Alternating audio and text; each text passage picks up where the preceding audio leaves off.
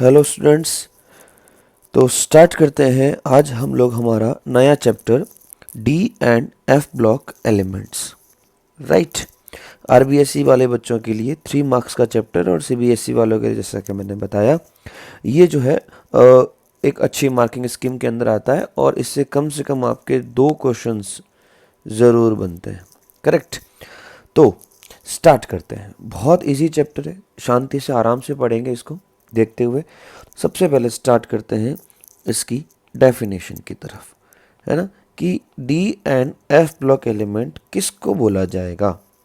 तो क्या बोलते हैं, द एलिमेंट्स, वो सारे एलिमेंट्स की हम बात करेंगे, the elements in which the last electron in which the last electron enters in the d orbital, enters in the d orbitals। वो सारे एलिमेंट्स जिनमें लास्ट इलेक्ट्रॉन क्या आता है, डी ऑर्बिटल में एंटर होते हैं of the atom are called D block elements. चलिए, अब एक चीज़ मैं आपको बता दूं, यहाँ पे ये चैप्टर जो है बेसिकली 2 पार्ट में डिवाइड है, जैसा कि आपको हेडिंग से समझ में आ रहा है। एक तो है डी ब्लॉक एलिमेंट्स और एक है आपका एफ ब्लॉक एलिमेंट्स। तो मोस्टली डी ब्लॉक एलिमेंट्स आपका लगभग 80% के आसपास है और एफ ब्लॉक एलिमेंट्स जो है वो आपका क्या है, यहाँ पर लगभग 20% के आसपास है, जिसमें 2 चीज़ें आती है, लेंथेनॉइड्स एंड एक्टिनॉइड्स। वो सबसे लास्ट में हम डिस्कस करेंगे। ठीक है। तो डी ब्लॉक एलिमेंट्स की डेफिनेशन हो गई, वो सारे एलिमेंट्स जिनमें लास्ट इलेक्ट्रॉन डी ऑर्बिटल में एंटर होता है उन्हें हम डी ब्लॉक एलिमेंट्स कहते हैं। ठीक है। लगभग ये सारे के सारे क्या होते हैं, मेटल्स होते हैं। ये सब के सब क्या होते हैं, मेटल्स की कैटेगरी में आते हैं। ठीक है। तो बिल्कुल हमको समझ में आ गया होगा। अगर मैं आपको इनकी पोजीशन के बारे में बताऊं कि आपको जो पीरियोडिक टेबल दे रखी होती है ना, उस पीरियोडिक टेबल में अगर आप ध्यान से देखें तो पीरियोडिक टेबल अगर आप बनाते हैं, तो मैं एक जस्ट एक ओवरव्यू बना रहा हूँ पीरियोडिक टेबल का। तो हम कुछ इस तरह से इस पीरियोडिक टेबल को बनाते हैं। राइट। ये जो पीरियोडिक टेबल आपके सामने आ रही है, इस पीरियोडिक टेबल में अगर आपको आइडिया है, आपको लर्न है, तो ये जो 2 ग्रुप्स आपको देखने को मिलेंगे, इनको हम बोलते थे एस ब्लॉक एलिमेंट्स। यहाँ से भाई इनको बोलते थे फर्स्ट और 2, इसको बोलते थे यहाँ पर हम लोग 13 से लगाकर 13, 14, 15, 16, 17 और 18, टोटल 6 ग्रुप्स जो हैं वो आते थे आपके किस में, वो आते थे आपके पी ब्लॉक एलिमेंट्स में। राइट। और इन दोनों के बीच, मतलब एस ब्लॉक एलिमेंट्स और पी ब्लॉक एलिमेंट्स के बीच में टोटल 10 डिविडेशंस कर रखे होते हैं ना, ऐसे देख लेना बाद में। तो ये जो चीज़ है ये होती है आपके डी ब्लॉक एलिमेंट्स की कैटेगरी। मतलब एस ब्लॉक और पी ब्लॉक के बीच में आने वाले जितने भी एलिमेंट्स है ये क्या होते हैं, डी ब्लॉक एलिमेंट्स होते हैं। तो ये कहाँ होते हैं, in between S and P block elements, P block elements of periodic table. ये पीरियोडिक टेबल में एस ब्लॉक और पी ब्लॉक के बीच में होते हैं। अब उनकी कुछ इंटरेस्टिंग पॉइंट्स, या मैं कह दूं सीधा क्वेश्चन। आप फैक्ट समझो चाहे इसको क्वेश्चन समझो, फैक्ट समझ लेना तो सीधा आपका पॉइंट हो जाएगा ये, और इसको क्वेश्चन की फॉर्म में लिख देंगे तो विद आंसर आपके पास में इसकी लॉजिक आ जाएगा। सवाल नंबर 1 कि जो डी ब्लॉक एलिमेंट्स हैं, D block elements are called transition elements.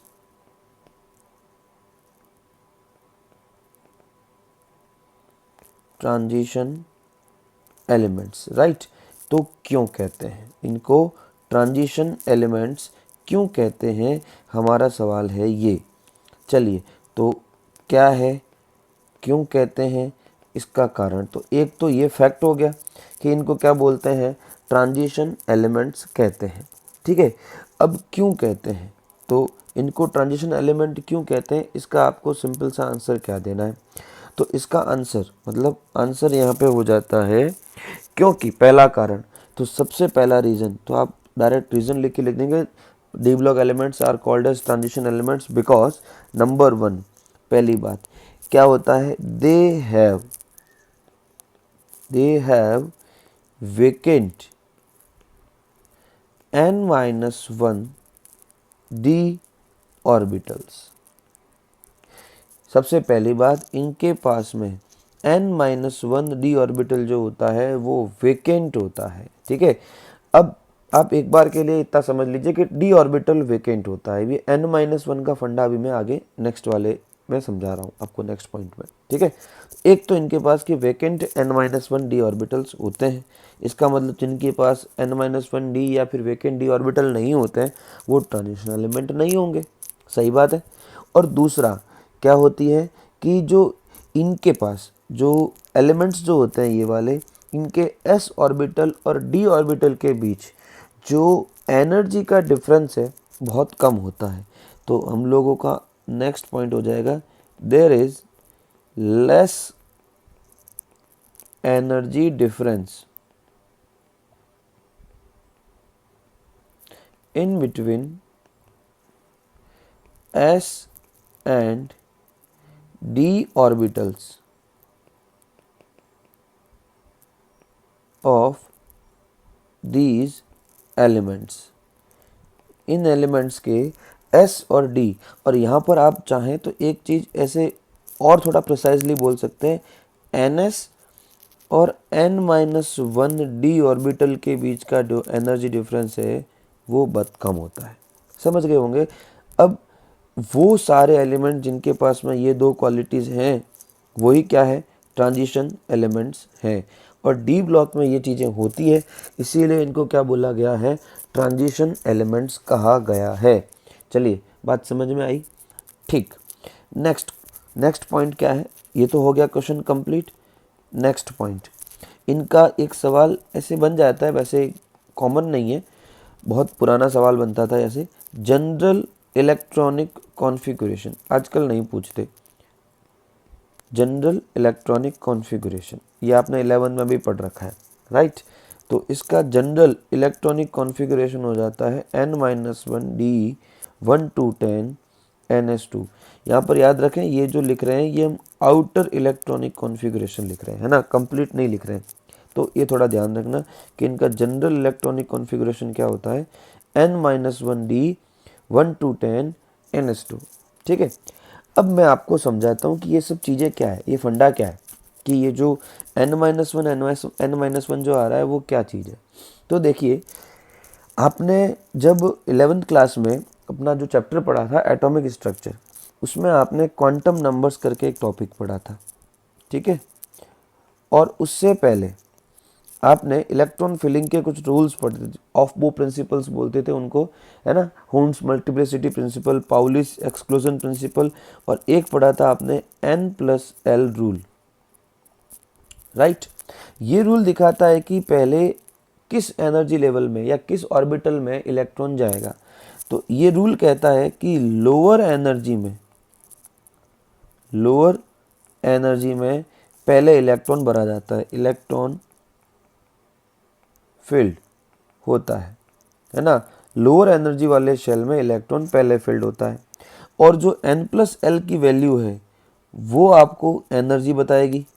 मतलब जिसके लिए n+l, अच्छा ये भी बता दूं मैं, n क्या है, प्रिंसिपल क्वांटम नंबर, ये क्या है आपके प्रिंसिपल क्वांटम नंबर, और l क्या है, l है एजीमुथल क्वांटम नंबर, राइट। तो इन दोनों का सम जिसके लिए लो होगा, जिस भी ऑर्बिटल के लिए, पहले उसमें इलेक्ट्रॉन भरा जाएगा, इलेक्ट्रॉन पहले उसमें जाएगा, और जिसके लिए n+l की वैल्यू हाई होगी उसमें इलेक्ट्रॉन पहले भरा नहीं जाएगा। एक सवाल बन जाता है कि सर अगर n+l की सम दो ऑर्बिटल के लिए अगर सेम है तो आपको सिर्फ किसकी वैल्यू देखनी है, n की वैल्यू। n की वैल्यू अगर ज़्यादा है तो उसकी टोटल वैल्यू ज़्यादा हो जाएगी, एनर्जी ज़्यादा हो जाएगी। तो और अगर n की वैल्यू कम है तो उसकी वैल्यू कम मानी जाएगी, राइट। अब इसका एग्जाम्पल लेते हैं, हम एग्जाम्पल ले लेते हैं। जैसे देखो, अगर आप सीक्वेंस की बात करो तो सबसे पहले 1s 2s फिर 2p फिर 3s 3p और फिर क्या आना चाहिए 3d और फिर आना चाहिए 4s 4p और 4d और 4f, अगर सीक्वेंस की बात करें तो। बट देखो 1s 2s और 2p तक तो कोई दिक्कत नहीं है और 3s 3p तक भी कोई दिक्कत नहीं है।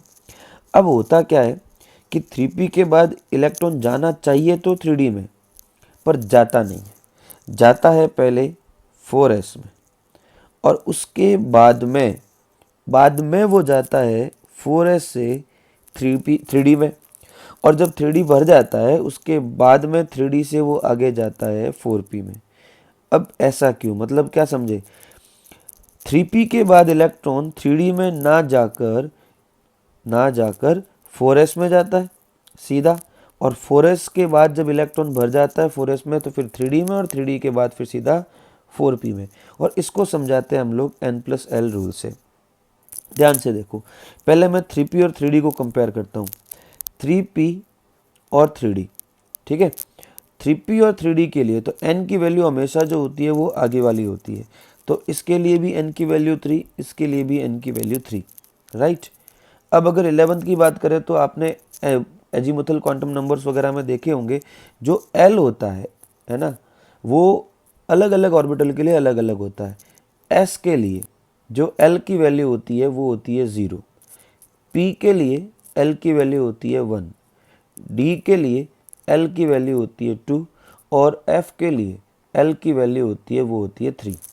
अब हमारे पास चूंकि p है तो p के लिए p की वैल्यू क्या हो गई, इसकी 1 और n+l का सम क्या हो गया 4।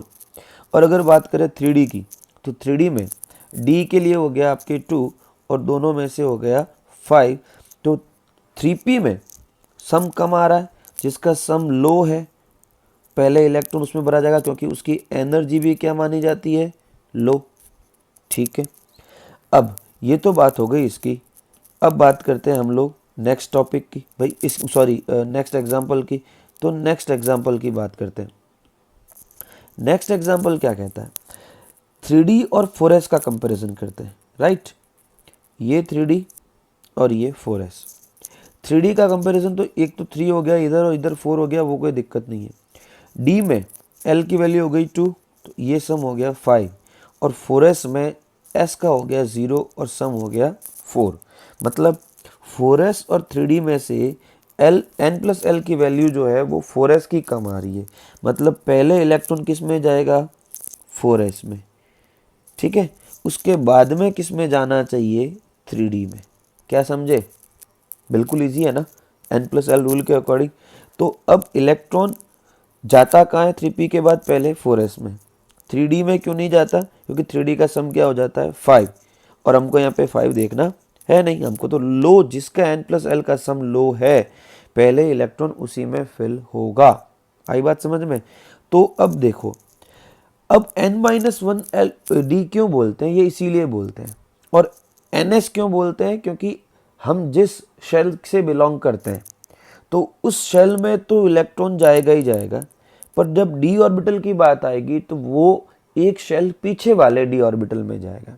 मतलब इसको आपको ये भी पता होगा, हम लोगों ने 11th क्लास में इसको अल्टीमेट शेल बोला था आपको। जैसे ये आपका अपना ये न्यूक्लियस, और न्यूक्लियस के आगे ये सारे हैं हमारे पास शेल, ठीक है।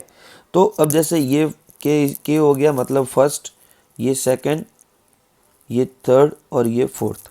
जैसे अगर इधर आपके पास में S भी है और P भी है और D भी है, ठीक है, और इधर है 4S, ठीक है। तो यहाँ से पहले 3S 3P, तो 3P से इलेक्ट्रॉन पहले जाएगा 4S में और उसके बाद में वापस वो आएगा 3D में। और क्योंकि वो एक अंदर वाले शेल की तरफ जा रहा है, इनको हम बोलते थे नल्टीमेट शेल। क्या बोलते थे इनको? नल्टीमेट शेल, मतलब एक अंदर की तरफ वाला शेल। तो हमेशा याद रखना, जब भी डी ऑर्बिटल फिल होता है तो उसके आगे n-1 डी लिखने का कारण क्या है कि जिस लास्ट शेल में या जिस पीरियड की हम बात कर रहे हैं, उस पीरियड वाले डी ऑर्बिटल में इलेक्ट्रॉन नहीं जाकर उससे पीछे वाले शेल में, उससे पीछे वाले शेल के डी ऑर्बिटल में इलेक्ट्रॉन एंटर करता है। इसीलिए ये क्या है, आपका n-1 डी लिखा जाता है। ये बात आप ध्यान रखेंगे। चलिए, समझ में आ रही है बात? ठीक है, अब बात करते हैं, आपने जनरल इलेक्ट्रॉनिक कॉन्फ़िगरेशन की बात कर ली। अब ये जो डी ऑर्बिटल्स हैं, इन डी ऑर्बिटल्स को हमने ट्रांजिशन एलिमेंट्स कहा। ठीक है, तो ये है हमारे लिए ट्रांजिशन एलिमेंट्स, राइट। क्यों कहते हैं, समझ में आ गया होगा। इनको टोटल 4 सीरीज में डिवाइड किया गया है। डी ऑर्बिटल की जो आपने पीरियोडिक टेबल देख रखी है, उसमें जो ये बीच वाले हैं, इनकी टोटल 4 सीरीज है, 1, 2, 3 एंड 4।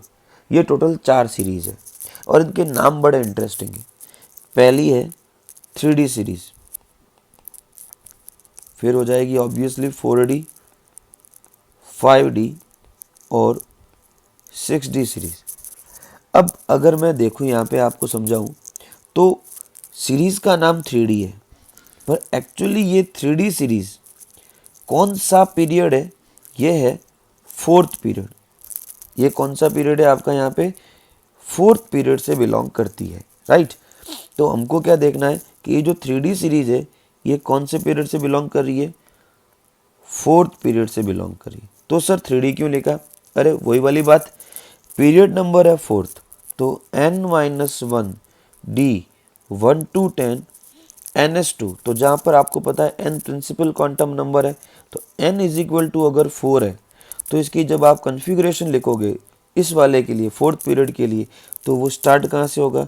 3D 1 to 10 4s2। तो इसको अगर डी ऑर्बिटल के नाम से बात कर रहे हैं तो क्या नाम हो जाएगा? 3D series. आई बात समझ में? इसी तरह से 4D सीरीज एक्चुअल में कौन सी है? 4th पीरियड है। और इसी तरह से 5D हो गया 6th और 6D हो गया 7th पीरियड। ये बात समझ में आई? चलिए, अब अगर मैं बात करूं इनके कुछ मेंबर्स की, तो इनके जो मेंबर्स होते हैं वो जो आपके 3D सीरीज में है, वो है स्कैंडियम से लगाकर जिंक तक के एटॉमिक नंबर 21 से 30 के जो एलिमेंट्स आते हैं वो इसमें आते हैं। बात करते हैं 4D के, तो ईट्रियम बोलते हैं इसको, ठीक है। और ईट्रियम जो है 39 से लगाकर यहाँ आ जाता है कैडमियम 48, ठीक है। उसके बाद में बात करते हैं 5D की। 5D जो है लेंथेनम से लगाकर यहाँ पर आ जाता है मरकरी हाइड्रोगैरियम 80 और लेंथेनम हो गया आपका 57, है ना। और इसी तरह से एक्टिनियम से लगाकर ये हो जाते हैं पीछे, एक्चुअली अभी तो काउंट हो चुके हैं, फिर भी इसको अभी अपन इनकम्प्लीट मानते हैं, है ना। कई कई जगहों पे इसको मिल गया है इसके कंप्लीट आज की डेट में, बट अभी तक बुक के अकॉर्डिंग इनको इनकम्प्लीट मानते हैं। और अपना एक्टिनियम का इसका एटॉमिक नंबर हो जाता है 89। अब यहाँ एक चीज़ समझने की क्या है, अपने कोर्स में सिर्फ 3D सीरीज़ का कंप्लीट डिस्कशन किया गया है, तो हमको 4D और 5D सीरीज़ को बहुत डिटेल में नहीं पढ़ना है। कुछ जगहों पे कुछ बात आएगी तो वो कर लेंगे, राइट। एक तो ये नाम याद रख लो। अब ये लेंथेनम और एक्टिनियम वाले जो हैं, है ना, इनको थोड़ा समझना है। क्या है, आप देखोगे 21 से 30, 21 काउंट हो रहा है साथ में। इसी तरह से इट्रियम से कैडमियम, ये सारे हैं 10 एलिमेंट्स, समझ में आ रहे होंगे। लेकिन 57 से अगर आप 80 की तरफ लगाओ, देखो ये 10 नहीं है, 10 से ज़्यादा है। यहाँ है आपके F सीरीज़ के एलिमेंट बीच में आ जाते हैं। लेंथेनम के बाद में, मतलब लेंथेनम खुद नहीं, आफ्टर लेंथेनम टोटल आपके पास 14 एलिमेंट्स और होते हैं, राइट। और वो 14 एलिमेंट्स बनाते हैं सीरीज लेंथेनॉइड्स, जिनको हम डी ब्लॉक में काउंट नहीं करते हैं। और इसी तरह से आफ्टर एक्टिनियम 14 एलिमेंट्स आते हैं, जिनको हम बोलते हैं एक्टिनॉइड्स, जो कि डी ऑर्बिटल में काउंट नहीं होते हैं। और सिंस ये काउंट नहीं होते हैं, इसलिए इनको इनमें रखना जरूरत नहीं है रखने की, इसलिए इनको अलग से सेपरेटली नीचे पीरियोडिक टेबल में रखा जाता है। पर अगर कोई पूछ लेता है कि लेंथेनॉइड्स का जो पीरियड नंबर है ना, वो क्या है, तो 6th ही होता है, 6th ही होता है। ठीक है कि इनके कैरेक्टरिस्टिक्स इनके साथ सिमिलर नहीं थे डी ऑर्बिटल के साथ, इसलिए इनको साथ नहीं रखा, लेकिन वो सीरीज तो 6th ही रहने वाली है। और एक्टिनॉइड्स की सीरीज कौन सी रहने वाली है, 7th, मतलब उनका जो पीरियड नंबर है वो कौन सा रहने वाला है, 7th रहने वाला है। ये बात आपको आगे जाके और काम आएगी जब अपन लोग लेंथेनॉइड एक्टिनॉइड को पढ़ेंगे। चलिए, बाहरी ये बात समझ में, तो होप सो इतना तो क्लियर हो ही रहा होगा, राइट। अब आगे बढ़ते हैं, आगे हम बढ़ते हैं और एक क्वेश्चन और देख लेते हैं। इंटरेस्टिंग क्वेश्चन है। अभी आपने एक फर्स्ट क्वेश्चन आपने पढ़ा कि डी ऑर्बिटल्स को हम क्या बोलते हैं, ट्रांजिशन एलिमेंट्स बोलते हैं, और क्यों बोलते हैं वो भी समझाया। अब एक सवाल बनता है, कुछ एलिमेंट्स ऐसे हैं जो डी ऑर्बिटल में है पर वो ट्रांजिशन एलिमेंट नहीं कहलाते। तो दो क्वेश्चन बन जाते हैं यहाँ पे इसी से कि which elements are belongs to D block elements but not considered as transition elements. ऐसे कौन से एलिमेंट्स है जो डी ब्लॉक एलिमेंट्स तो हैं बट ट्रांजिशन एलिमेंट्स नहीं है। तो इसका आंसर हो जाता है जिंक, कैडमियम और मरकरी। ये 3 एलिमेंट्स है जो है तो डी ब्लॉक एलिमेंट, डी क्यों है, क्योंकि इनका लास्ट इलेक्ट्रॉन डी ऑर्बिटल में एंटर करता है, बट ये ट्रांजिशन एलिमेंट नहीं है। और दूसरा सवाल यूँ बन जाता है कि why zinc, cadmium and mercury not considered या नॉट कॉल्ड बोल सकते हैं एज ट्रांजिशन एलिमेंट्स। ये भी क्वेश्चन हो सकता है, ठीक है। बड़ा इजी क्वेश्चन है, इसमें कोई बड़ी बात नहीं है।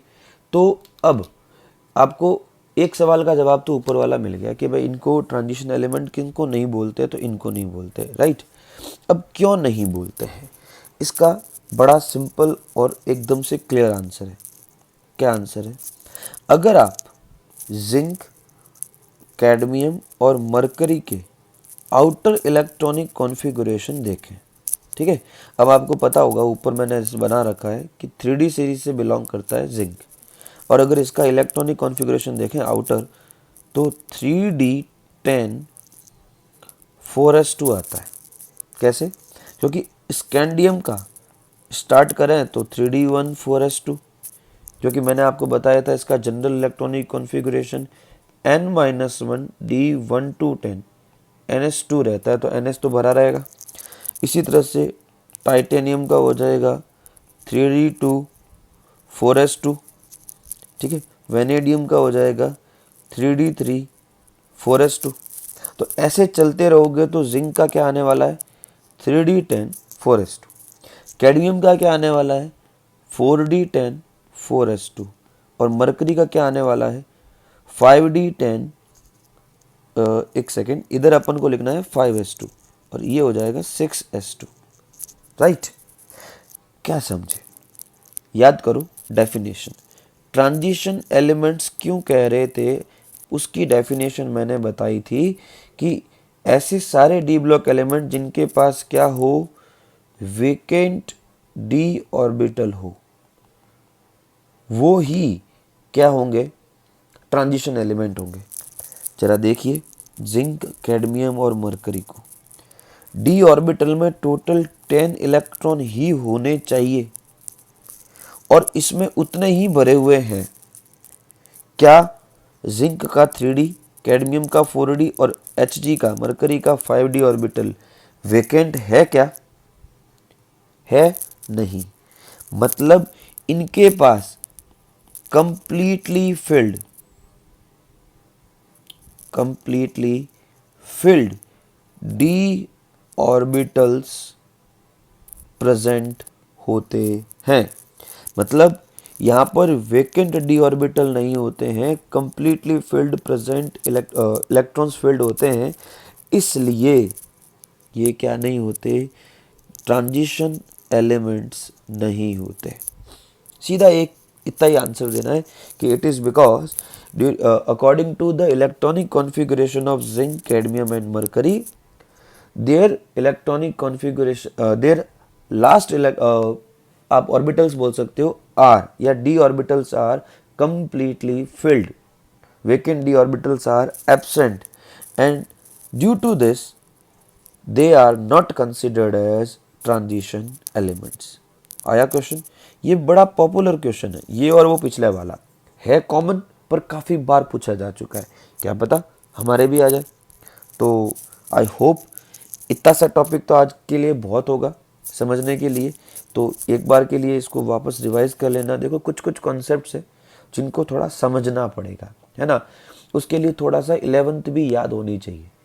आशा करता हूँ कि समझ में आ गया होगा। नहीं आता है, नहीं आया है तो कमेंट बॉक्स में अपने जो क्वेरीज है वो एक बार लिख दे कि सर ये चीज़ एक बार थोड़ी सी समझा दो, या समझ में आ गई है तो कोई दिक्कत नहीं है, लाइक करें, ठीक है। मिलते हैं नेक्स्ट वीडियो में आगे का टॉपिक क्लियर करने के लिए। Thank you so much.